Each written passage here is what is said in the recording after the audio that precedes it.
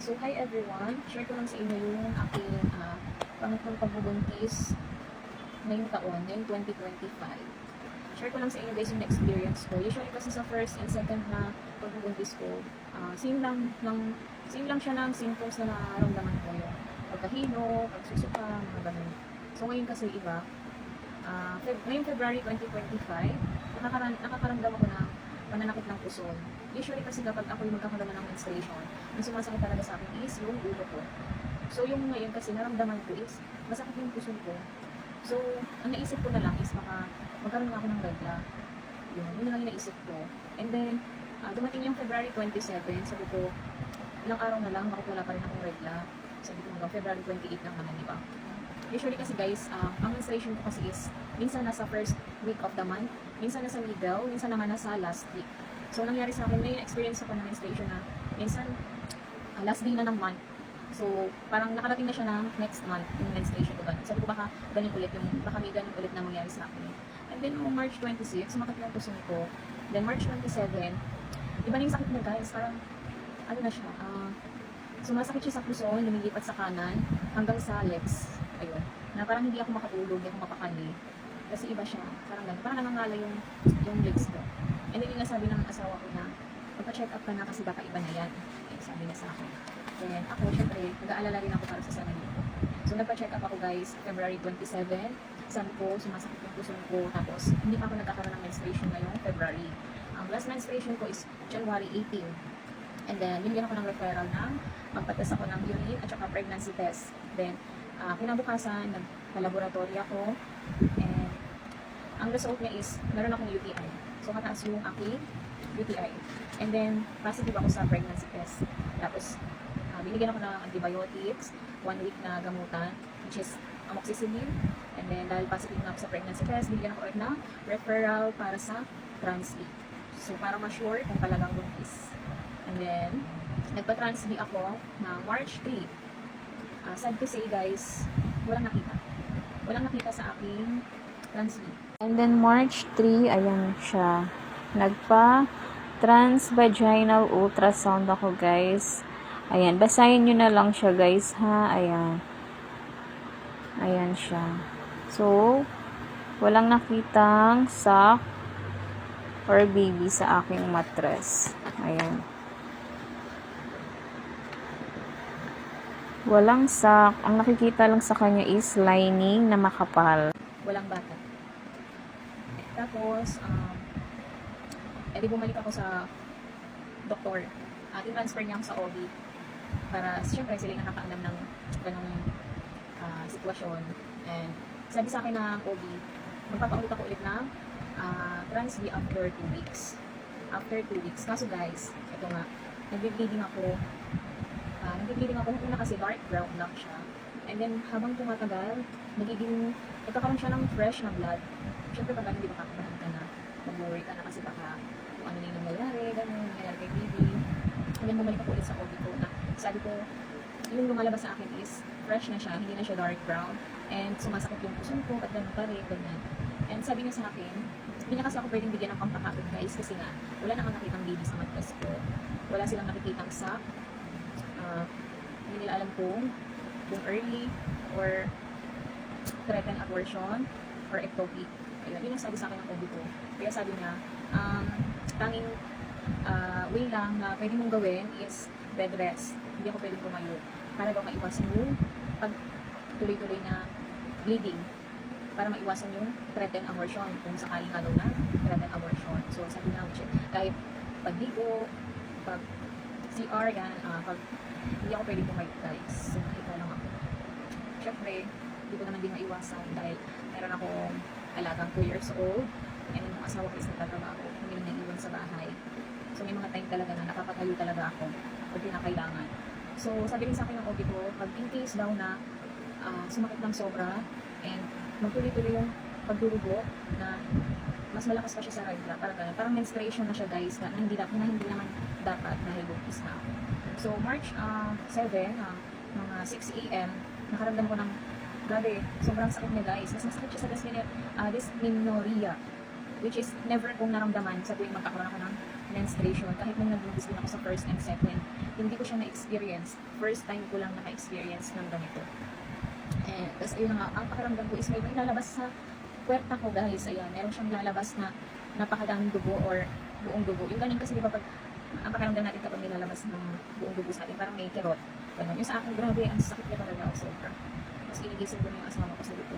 Hindi ko na kaya. Galing mo na ako sa ospital. Tapos ayun na nga, tawag na siya ng ambulansya, dinala kami sa ospital. Then pagdating namin doon, sinalpakan ako ng dextrose, tapos inaiiyak ko ng OB. Grabe nung inaiiyak niya ako guys, sobrang sakit niya.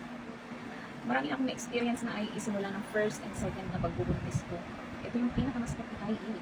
Masakit niya talaga guys, sa skin. Basta ang sakit niya, nung inaiiyak ko, nung pinaikot-ikot niya yung kamay niya, yung daliri niya pala. Ang sakit niya guys, as in aray talaga ako. And then sabi niya, mag-pregnancy test daw muna ako para ma-sure ko. Kasi ibang OB na yung nag-check sa akin eh. Para ma-sure lang nila kung talagang buntis ako. And then yun nga, pumunta kami ng CR, ang asawa ko, hindi pa ako nakakaibig. May lumabas na sa akin yung buong dugo. Ayun, hindi na unang lumabas bago ako nakaibig. And di pag-ihi ko, after na may lumabas na dugo, pinas ko na yung PT. So positive pa rin siya guys. Positive pa rin. Pinakita ko sa OB ko. Sabi niya, mag-transfer daw ako. Kasi parang, siguro din sa pag-ay niya sa akin, ano niya siguro na baka ectopic. Kasi meron sa side, sa kaliwa na pinipindot siya na sobrang sakit. Kasi nasaktan ako. Siyempre parang ano niya, baka ectopic. Sabi niya, mag-transfer ako. So, nag-transfer. Pangalawang transfer ko ulit. Wala pa rin ako. 7, ayan siya guys. Ulit ako.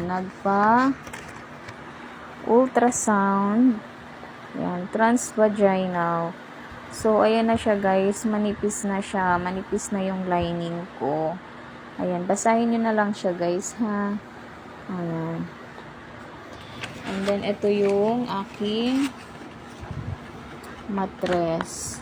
Ayan, manipis na siya guys. Wala na siyang lining. Ayan na. Wala ring nakikitang. Tapos yung una kong ultrasound, yung una kong transv guys, na nakita na makapal na lining ng dugo. Yung sumunod na transv ko, wala na siya. As in, manipis na yung lining. Malinis yung mattress ko, walang nakikita. Walang baby. Check din yung ovaries ko. Kasi baka ma-ectopic. Wala rin nakitang kahit anong bukol, ganun. Wala silang nakitang bata sa labas. Maski sa loob ng mattress ko wala. So ano yun? Hindi ko alam. Kahit yung mga OB na guguluhan na rin, hindi na alam kung baka daw nakukunan ako. So, it's either ectopic. Pero sabi kasi niya, dalawang transv ko na yung nagsasabi na hindi ectopic. So, hindi niya pa masabi kung baka early lang, maliit pa, hindi pa siya ganun nakikita. And, yun lang kasi ang inanan ng OB ko. Ang sabi niya sa akin, so monitor ako every 3 days. Babalik ako sa kanya every 3 days. Magpapatransfer ako ulit. At saka yung sa beta HCG. So yung sa blood, yung makikita ko ilang weeks na si baby. Kasi yung first ko din, noong March 3, nag-beta HCG din ako. So ang lumabas nun is nasa 5 weeks. So sa March 3, nagpa-beta HCG ako. Ayan. Ayan yung result ng aking beta HCG. Ayan. 2,000. Ayan. 373. So, pasok ako sa 5 weeks. Ayan. Sa 5 weeks ako, guys. bilang OB ko, pag ganyan daw kasi 5 weeks, dapat may nakikita na sac or baby sa tiyan, sa mattress. Kaya hindi nila alam kung ano ba talaga yung nangyayari. And ngayon, March 9, so bukas follow up ko ulit sa OB. Transv ulit ako at saka beta HCG, quantitative. Doon malalaman ko pregnant ba talaga ako, kung ilang weeks na siya. And sa transv, sana naman guys, may makita na, which is kung nasa labas ba or nasa loob. Kung nasa labas, okay lang naman. Tutanggapin na lang namin kung ano. Basta magamot na siya kung ano ba talaga. Kasi grabe guys, ilang araw na akong hindi makatulog, nakaisip. kung ano ba talagang nangyayari. Siyempre, di ba, hindi mo maiwasang mag-alala. Lalo na yung asawa ko nag-aalala rin sa akin. Ano ba talagang nangyayari. Update ko na lang kayo guys bukas kung ano magiging result ng transfer ko ulit at saka ng aking beta HCG. Ayan. So until now guys, may hindi ko alam kung menstruation o pagdurugo. Para siyang normal na menstruation. Ganun. Hanggang ngayon siya. Pero ang sabi kasi sa akin ng OB, usually daw ang menstruation is tumatagal ng 8 days. So pang 8 days ko na bukas. Sana naman wala na. Diba? Sana matapos na. Kasi kung hindi, hindi. Ayun guys, so thank you very much for watching.